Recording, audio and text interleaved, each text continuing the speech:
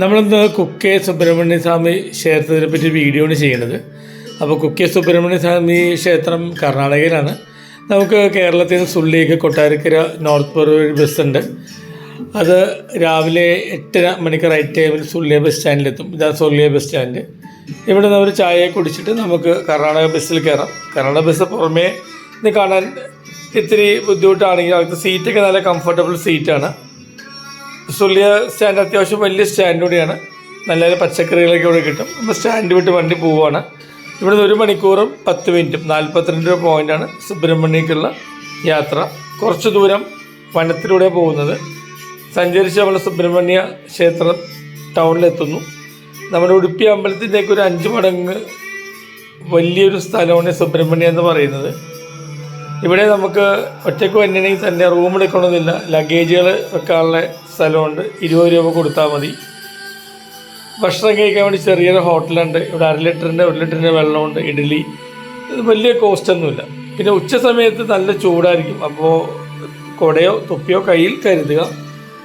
അപ്പോൾ ഇവിടുത്തെ പ്രത്യേകത എന്ന് വെച്ചാൽ അമ്പലം തുറക്കുന്ന 6 മണിക്കാണ്. ഉച്ചയ്ക്ക് 12:30 മണിയാകുമ്പോൾ അടയ്ക്കും. പിന്നെ 3:30 തുടങ്ങി 8:30 അല്ലെങ്കിൽ 9. ചില ദിവസം പ്രത്യേകത അനുസരിച്ചാണ് അമ്പലം അടയ്ക്കുന്നത്. പുരുഷന്മാർ ഷർട്ട് ഊരി വേണം കയറാൻ വേണ്ടി. സ്ത്രീകൾക്ക് സാരി ചുരിദാർ ഉപയോഗിക്കാം. നമ്മളുടെ കയ്യിൽ ഒരു ഓവർ എക്സ്പോസ് ഡ്രസ്സുകൾ ഇടാൻ അവരനുവദിക്കുന്നില്ല. നമ്മൾ ശ്രദ്ധിച്ചാൽ മതി. പിന്നെ ഇവിടുത്തെ മേജർ പൂജകളൊന്ന് ആശ്ലേഷ ബലി പൂജയാണ്. പിന്നെയുള്ള അടുത്ത പൂജ അത് രാവിലെ 7 മണിക്കുണ്ട്, 9 മണിക്കുണ്ട്, 6 മണിക്കുണ്ട്. ഇതിന് പൂജ കഴിഞ്ഞ് കഴിഞ്ഞാൽ പിന്നെ ഇവിടുത്തെ മേജർ പൂജ എന്ന് പറയുന്നത് സർപ്പത്തിനോടനുബന്ധിച്ചിട്ടുള്ള ഒരു പൂജയാണ്. അത് 2 ദിവസത്തെ പൂജയാണ്. അത് ആദ്യം രാവിലെ 6 മണിക്ക് തുടങ്ങി 12 മണിക്ക് തീരുന്നു. പിറ്റേ ദിവസം വൈകുന്നേരമാണ് ആ പൂജയുള്ളത്.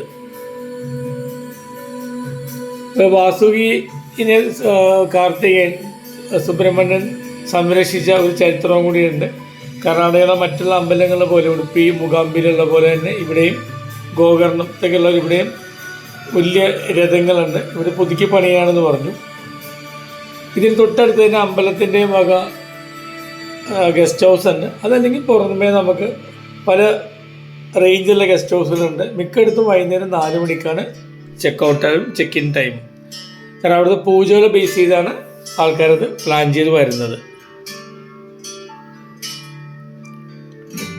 പിന്നെ ചൊവ്വാഴ്ചയാണ് പ്രത്യേകതയുള്ള ദിവസം, സുബ്രഹ്മണ്യ ദിവസം.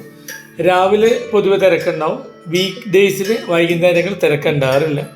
ഇതാണ് ഇവിടുത്തെ തിരക്ക്. ഉച്ചയ്ക്ക് നമ്മൾ വെയിറ്റ് ചെയ്ത ശേഷം 1 മണിക്കൂറുകൾ കാത്തിരുന്ന ശേഷം പൂജകൾക്ക് ശേഷം തുറന്നതാണ്. അപ്പോൾ ഇവിടെ കൂടുതലും ആൾക്കാർ വരുന്നത് കല്യാണം നടക്കാത്ത ആൾക്കാർ, സാമ്പത്തിക ബുദ്ധിമുട്ടുള്ളവർ, സ്കിൻ ഡിസീസ് ഉള്ളവർ, മനസ്സിന് ശാന്തിയില്ലാത്ത ആൾക്കാർ,